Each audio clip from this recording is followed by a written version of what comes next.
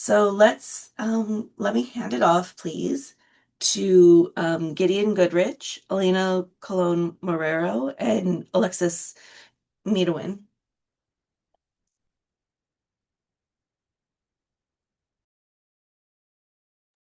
All right. Hello, everyone. Um, my name is Elena Colon Marrero, and I am the archivist for digital curation at the Bentley Historical Library at the University of Michigan, which is in Ann Arbor, Michigan. And so I am also joined today by my co-presenters, Gideon Goodrich, archivist for archival processing, and Alexis Meetonen, archivist for political collections. And so we are here to talk to you all about developing new, for us, workflows around email archiving using the James W. Toy papers as our kind of case study. So for just a brief background about the Bentley, it is one of the many libraries and archives on the University of Michigan's campus. And the Bentley was established in 1935 to serve as the official archives of the university and to document the history of the state of Michigan and the activities of its people, organizations, and voluntary associations. So with that, I'm going to give a background on the history of kind of figuring out how to archive emails at the Bentley. So we received our first accession that included foreign digital email correspondence in 1997 with the donation of University President James J. Duderstat's Macintosh computer, which kind of started us down this path to figure out like how do we preserve these and make these emails accessible. It took a number of years, but in 2009, the Memail project was launched to identify and preserve digital content with an initial focus on email. And through that initiative and a lot of kind of email client changes at the University of Michigan, it was established that creators would pre-identify emails to transfer, and then we would export those into an mbox format and deposit them into the university library's DSpace repository known as Deep Blue Documents for preservation. Sometime between the Memail project and 2021, those workflows just completely broke down. Staffing turned over everywhere, and we were essentially back to square one. We started experimenting with ePad in 2021, but it wasn't until last year when we had a real contender to help us with incorporating ePad into our email workflows. And so that contender came to us in the form of the James W. Toy papers. So Jim Toy was an activist and advocate for the LGBTQ plus rights and social justice communities in the state of Michigan, and he worked to establish the Human Sexuality Office in 1971, which later became the Spectrum Center at the University of Michigan, which really was kind of the first like LGBT center of its kind at a higher education institution in the United States. And he led that center until 1994. So Toy, to say, was just a monumental figure locally, but also within the state of Michigan. And his impact is just huge. I cannot express how big of an impact he had in our community. And so he began transferring his papers to the Bentley in the late 1990s, and the final transfers came from his estate after his passing in 2022. A part of those final accessions was a hard drive containing his entire email inbox, which was exported by a dear friend of his. And one thing to know about Toy is that he used his university email for everything. So there was a lot of email there. We were informed that his emails contained viruses and where those viruses were in his inbox. And so we kept everything on that hard drive until it was ready to be processed. We didn't want to take a chance putting those on university servers. And so when the time came in 2025 to process his papers, I told our archivist assigned, Alexis and Gideon, that it was a good moment to start figuring out a new email archiving workflow. And so my assignment for them was to use ePad, export what they wanted to save, keep those exports small. Our DSpace repository and the way that we upload materials there has a 2 GB limit per package. And lastly, to watch out for those viruses that were pre-identified. Um, in the email inbox. So with that, I'm going to pass it on to Alexis to start us through the initial appraisal process. Thank you, Elena. So Gideon and I did this as a joint processing project. So in doing our processing plan for this collection, we understood that the hard drive was the largest digital portion that we would most likely be encountering. Our largest accession, including physical material, measured at 128 linear feet and 5.65 megabytes, but the accession record included a surprise note that read, quote, "There may be more removable media within the boxes," end quote. And that turned out to be true. So as we kind of continued throughout the boxes, more and more removable media kind of continued to populate, including data CDs, flash drives, floppy disks. I think there's like a necessary oh my to be added at the end of that. And while not all pieces of removable media that we found contained email inboxes on them, plenty of them had Mbox and EML files on them. So this was something that we needed to consider along with thinking about how we're going to process the hard drive. So we had decided to wait until we were through with most of the physical processing before tackling the digital, as we were aware that many of what we looked at on paper may be duplicated in the digital. If we know anything about Jim Toy after this project, we know he was a big fan of a printer. And we knew that the large external hard drive contained emails that were infected with viruses, as Elena said. So I made sure to pay extra attention to our virus scans when I was transferring this media and making sure that I was double checking that the material would be safe to use outside of ePad for my initial appraisal. Thankfully, all of the removable media with these Mbox files came back in the clear. And so I determined, first of all, it was safe to start surveying the email inboxes on the pieces of removable media outside of the hard drive that we had uncovered. Next slide, please. So one really nice thing about some of these inboxes was that when Toy was corresponding with individuals in groups, he often tagged and labeled these messages based on what type of like work, organization, or topic that he was covering. And by doing that, when his inboxes were exported, they exported topically by the name of tag or label. And this was actually really helpful in giving us some kind of hint as to what might be on a lot of these inboxes, and kind of really helped us identify what strengths the email inboxes had, and immediately gave us kind of like a glance of what might be able to be deduped going forward. However, it was not all that easy, as there were over 80 individual Mbox files just on this removable media, not even considering the hard drive yet. So if we were not able to get a glance inside of them, it would be really time consuming and kind of heavy on our removable media workstation. We only have one at this location to import this many individual inboxes into ePad. So I was kind of hoping that my favorite tool, which was mentioned earlier, QuickView Plus, would be able to open all of the files, or at least the majority of them, and that would allow me to kind of get a quick look at what might be inside them. So if this initial venture worked, this could be a more standard part of our kind of workflow that we're trying to build out, as if there are this many inboxes in a collection, it would be a really good place to start without having to import all of these into ePad immediately.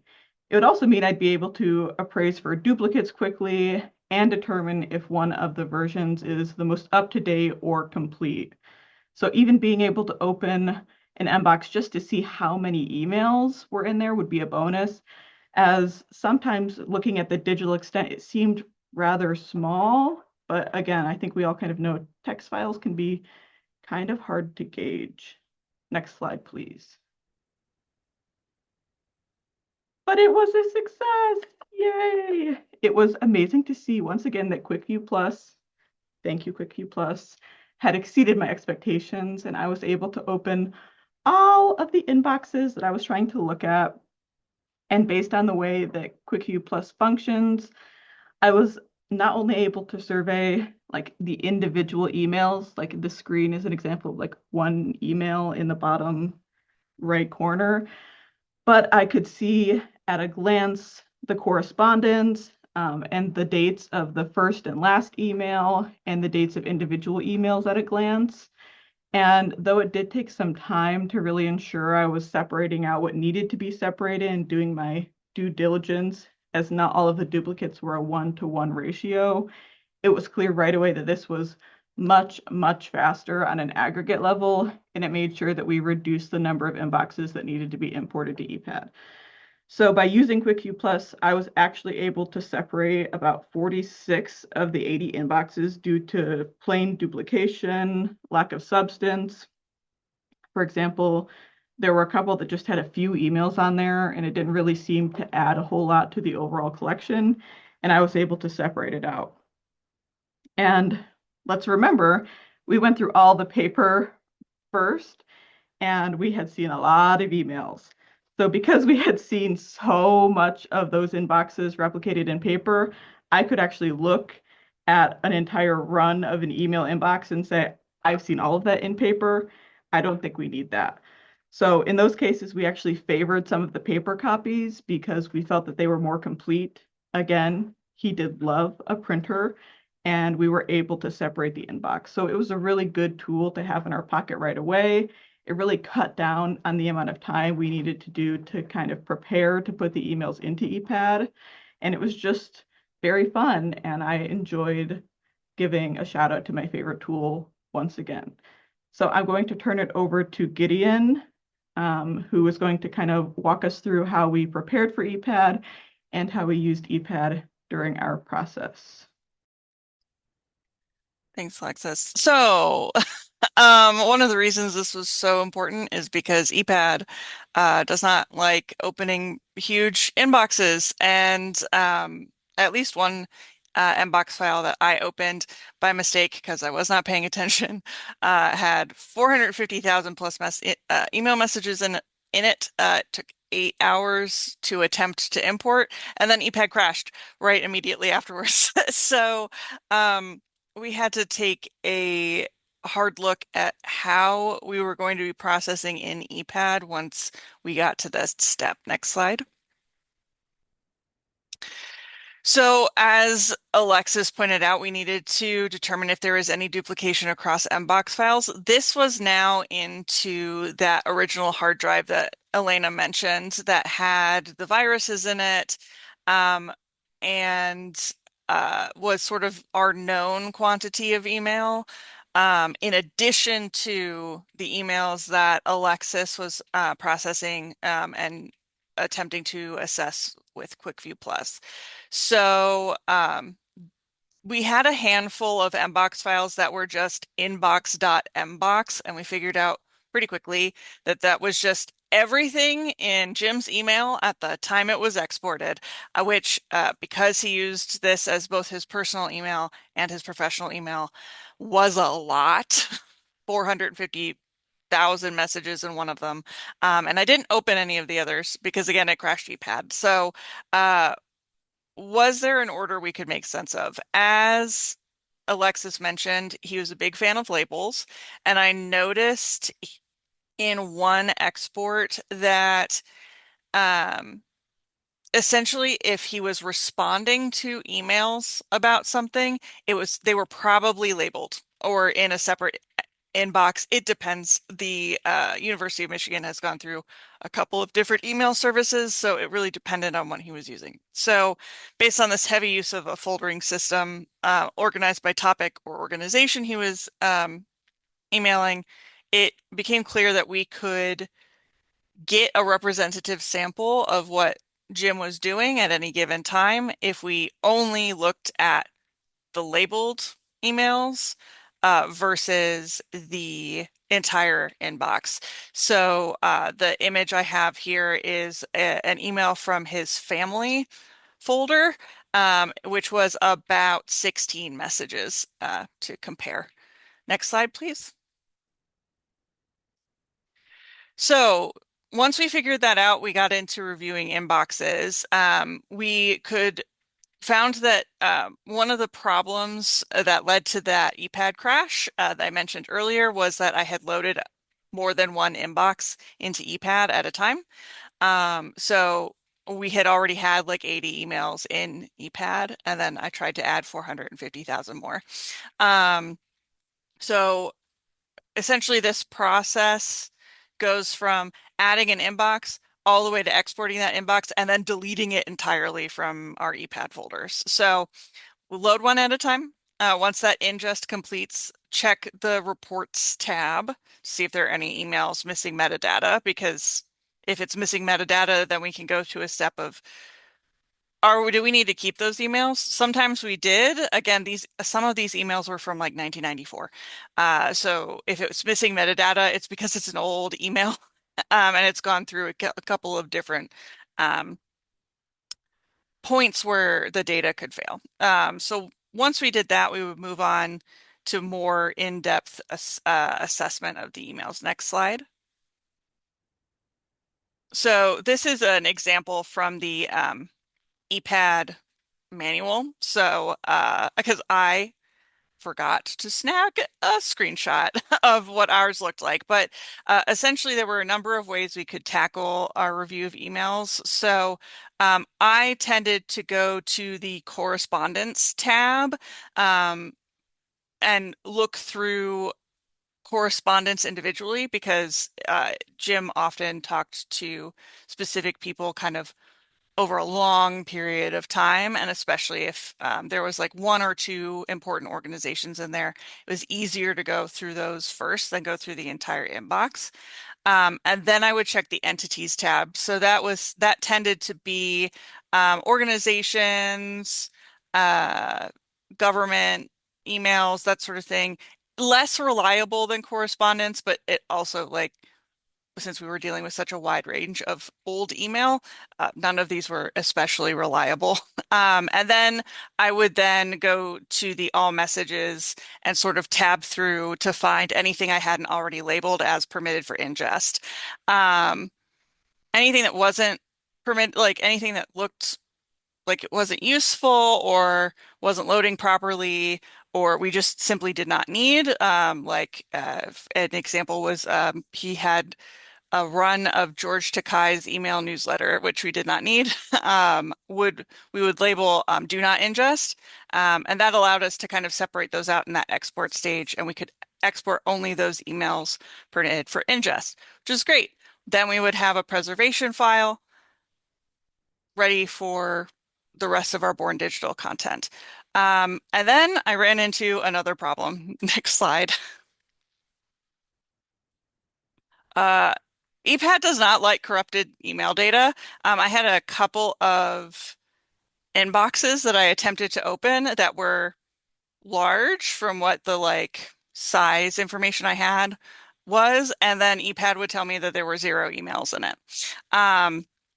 So they were in high priority inboxes. So the Order of Angel, which was formerly known as Misha Gamua, which is a semi-secret organization at the University of Michigan that also heavily dabbled in, I wouldn't actually say dabbled, they just did a cultural appropriation of Native American culture, LGBTQ plus activist groups, some emails with his friends were not loading at all. So I went to Elena and we decided we were going to attempt to open them in Thunderbird as if it was just an inbox that we needed to, like, we were transferring over to Thunderbird. So we made a email that we could use so that I could open things. This is that family preservation copy of emails from the earlier example in ePad opened in Thunderbird. As you can see, it looks, to me at least, looks pretty standard for an email inbox. I could go through and use the message preview on the right to determine whether or not the email was loading properly and find the offending corrupted files and just delete them the way you would delete email from your daily use email inbox. Once I deleted those, I could save it as a new Mbox file, and lo and behold, I could open it in ePad and go through that process again. Next slide. Alexis, did you want to talk really quickly about the lessons that you learned through this? Go ahead. Again, we're in the same room, so to avoid everyone's ears being miserable, we mute before. So that's what I was, okay. So for me, the lessons learned is I suggest just using the tools that really work for you. Not everything requires really specialized digital preservation tools or finding things that are niche and whatever. Like we had QuickView Plus. I wondered if it worked, and it did. And that was amazing to me. And I was so happy. And I love QuickView Plus. I think you get that at this point. And the other thing is I was curious about ePad, and I was wondering, for me as a non-digital archivist, how easy it would be to use. And I realized that there were lots of online resources for it. I could find lots of walkthroughs, and there were lots of guides that would help me. And that was something that really made me feel comfortable going ahead and just trying it. And Google is, I mean, a wonderful thing that you can find lots of resources on. Don't be afraid to just see what other people have done, watch tutorials, and that's something that is just always useful in digital preservation and otherwise. So I'll pass it to Gideon as. Yes, and as part of this as well, ePad for us works best as part of a multi-part assessment strategy. There's a lot of functionality in ePad that we simply do not use because it doesn't suit the way that we provide access to our born digital materials. And when it crashes, then we can still process things at least by using tools like QuickView Plus and Thunderbird to do the process while we get ePad back up and running. And then Thunderbird helps especially with targeted removal of any corrupted emails that might appear. Now, that doesn't count the virus emails. So Toys viruses tended, like the viruses in Toys email tended to be in attachments that he never opened. And so ePad helps isolate anything with a virus so that we can just get rid of that.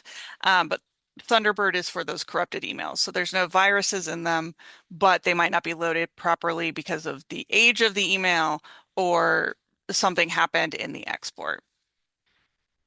I believe that's us. Thank you so much. Our emails are listed here. We can also provide them in the chat when we are done.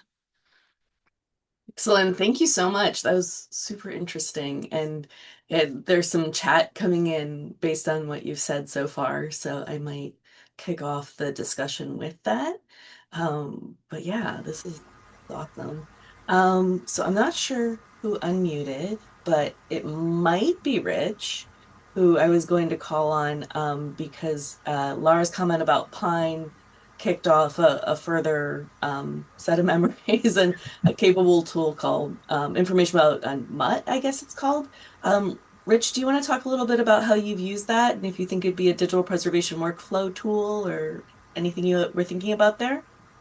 Well, a couple things. First of all, I am so delighted that this discussion concerns email because while I have been designing, building, and running email systems since the early 1980s, I am pretty new to preservation workflow. So I spent most of the past several days looking at the screen with my head tilted like a golden retriever trying to understand quantum mechanics. So finally, something that I know something about, I'm so relieved.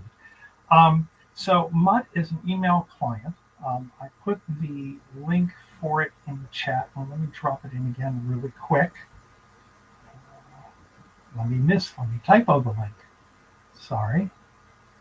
Copy and paste. Okay. And I'll show you what it looks like. If you give me just a moment. bring up this. If this loads, you should see a wall of text. Did it work? It's taking a minute to load. It's saying that you've started screen sharing and double click to enter full screen mode. Okay. Hopefully it will come up. If not, I apologize. I have a slow connection going upstream. This is Mutt accessing an Mbox that happens to be part of the DigLib mailing list, which I'm sure a bunch of you are on. So this is what it looks like when you run it. It does not have a graphical user interface, which is a huge feature because you never have to take your hands off the keyboard. It's really fast. It does not choke on very large mailboxes, whether it's large in terms of size or number of messages. It has extensive sorting, searching, threading features. It's very powerful. And let me stop sharing. Hopefully you've seen it. Oh, don't stop sharing. It finally came up. Oh, sorry. It finally loaded. Sorry. Otherwise, it's a black screen for most of what you were saying. So Sorry. no worries. Do you want to put it back up for a second? Sure. Give me just a moment here. I apologize. I didn't realize. I know it's slow. I didn't know it was that slow. So let's go.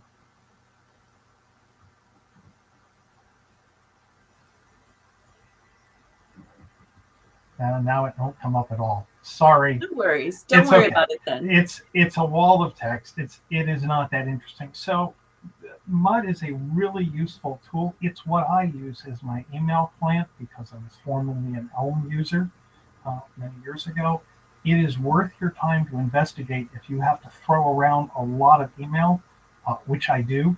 I am working on something that has 450 million email messages. So I need something that's fast. Another tool which I would highly recommend to you is this one. Let's see. This may take a minute to come up too. Would you please let me know when it shows up? It has shown up this time. Yeah. Okay. So this is a utility called grepmail. In the Unix and Linux world, there is a very old piece of software called grep that lets you search text files for text strings or regular expressions, and it returns as its output those lines which match. This program lets you search Mboxes, and it returns the messages which match in Mbox format. So if you have an Mbox with 50,000 messages and you want to find all the messages that mention Pablo Picasso, you can use this to extract all those messages and create a new Mbox with just that. So the guy that wrote this is David Coppett. He got tired of maintaining it, which is why you can see a lot of stuff hasn't been updated in 8 years. He has given me access to the GitHub repository, and I am now working on updating it, porting it, etc. So for you wonderful folks at Michigan and Bentley, if this is a tool that you think has potential to be useful to you, I would be delighted to focus my efforts in an area that would provide you with some payoff. No, this is fantastic. Thanks for these resources. It's something that I will have to kind of spend some time in digging into and seeing where it would fit and how well it would fit as well. So thank you for this. I really appreciate it. Thank you. Yes, thank you. And thank you for tempting the universe with a live demo. So we did have a good question though about HTML rich email and email with graphics. How does it do with that? I was going to type the answer, but it's probably faster to talk. So the Mutt knows about multi-part messages. So if there's a message, let's say has a text part and an HTML part, and then some attachments, it handles all of that, and you can manipulate the attachments as you see fit. So I could look at a message, let's say that has an attached JPEG, delete just the JPEG and resave the message as the text only if I wanted to do that. Mutt itself does not render the HTML or the graphics. Mutt calls out to external programs to do that for it in order to keep Mutt much smaller. So to render HTML, it typically calls a program called W3M, which is a little HTML parser that will take the HTML part of a message and render it intelligibly. For imagery, you can set it to use whatever external program that you want to show that kind of image. For PDF on a Linux system, you might call evince, or you might call MUPDF. So you can set all of this to be whatever you want for your environment. Does that help? Or did I dodge the question? I think it helps. I mean, it helps me, and I think Laura said cool things. So, Laura, feel free to unmute or raise your hand if you had any further follow-up or thoughts on this.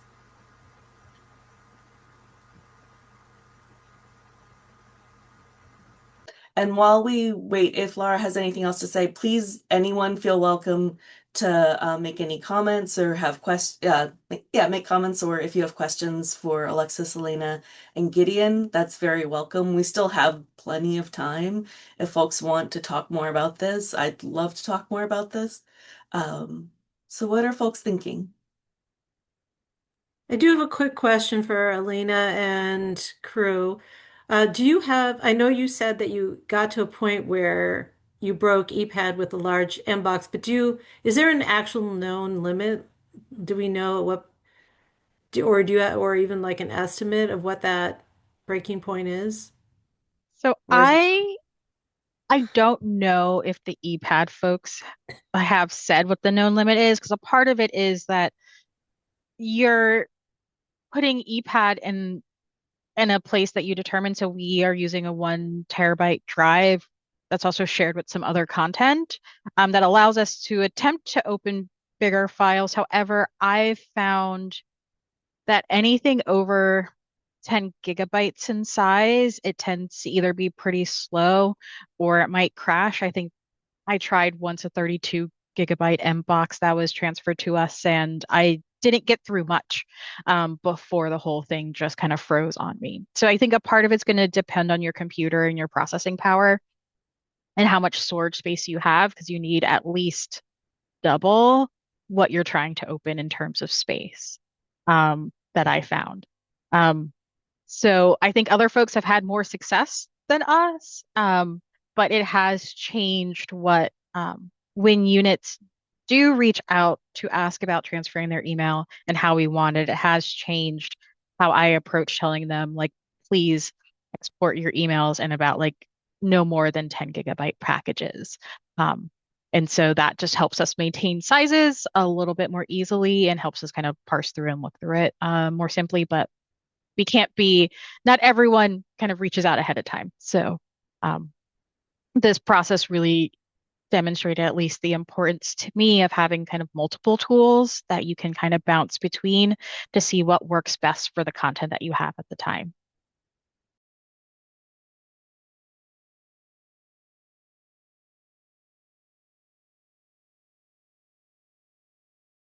While we're on the topic of ePad, I threw a link in the chat to a course DPC offers through the Novice to Know-How series, which is a collaboration with the National Archives in the UK. But there's a email preservation course that is self-guided, free. I can't promise it has all the answers or that you'd be able to troubleshoot ePad afterwards, but that could be useful for those of you who are newer to email preservation.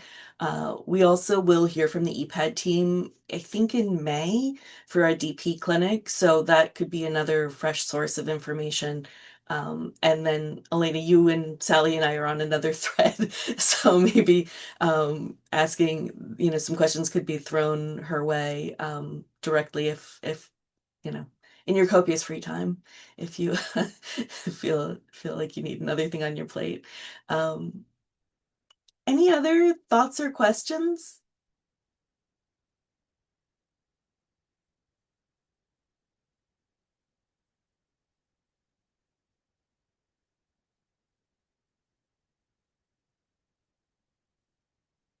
All right, well, while we see if anyone has anything else to say, I'm going to put the Copter link in the chat again, which this is what Garth kicked us off with. Um, So this is the community workflows section of the Copter Wiki. And, as you can see from today's session, we can learn a lot from each other by sharing our workflows, discussing what tools we've used and why, and understanding the challenges and issues they've addressed. So if you're unfamiliar with the community owned workflow page of Copter, please take a look at that. And so that's been put in the chat. Also, another thing to plug, Ellie, could you help me with this one? On the Preservation Registry's collaboration cafes, there's an event page on the DPC site for this. Thank you, Ellie. And let's see what else we got. I'm going to stop for another second to see if anybody has any further thoughts or questions. Otherwise, we all leave early, so I'm not mad at that either.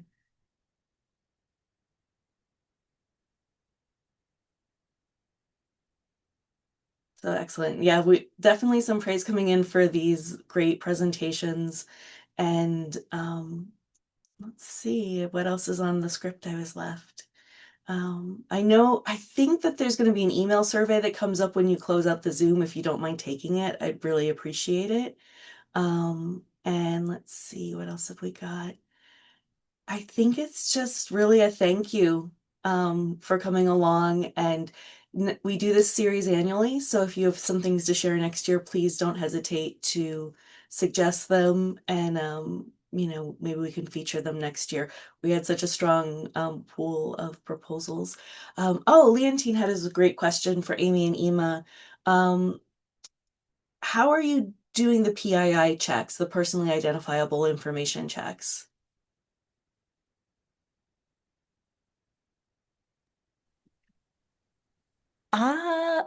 Amy might know more. I'm not sure this is happening. I know like the Aurora system that we built does virus checking and validates like bag profiles. But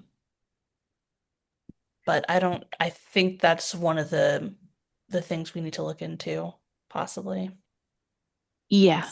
So right now, I think Aurora is just doing virus checking, and the plan is that when we process the material, like we'll probably end up running a similar tool that we use on our legacy digital media, which we use Brunhilde to search for PII, and we use that in combination with like the Canadian Center for Architecture CCA tool, packaging tool called SIP Creator, which is a really cool tool that like does a lot of things at once that we'd like to do. So we're doing PII checks for legacy digital media, but for our actual Born Digital ingests, we're only virus checking, I believe, at this point. I think. So I hope that answers your question. It also shows like that we're still both like trying to figure out what actually is happening and what needs to be done and when does it need to be done by and where does it need to be done. Yes. That all makes a lot of sense. And I think everyone on this line knows that PII is hard. Laura asked, what do you mean by legacy digital media versus Born Digital? So when I said legacy digital media, I was referring to like hard drive CDs, DVDs that come out of collection material. And then our Born Digital are just our like Born Digital transfers through that pipeline that we showed earlier. So yeah, two different things. We're at different stages for both of them.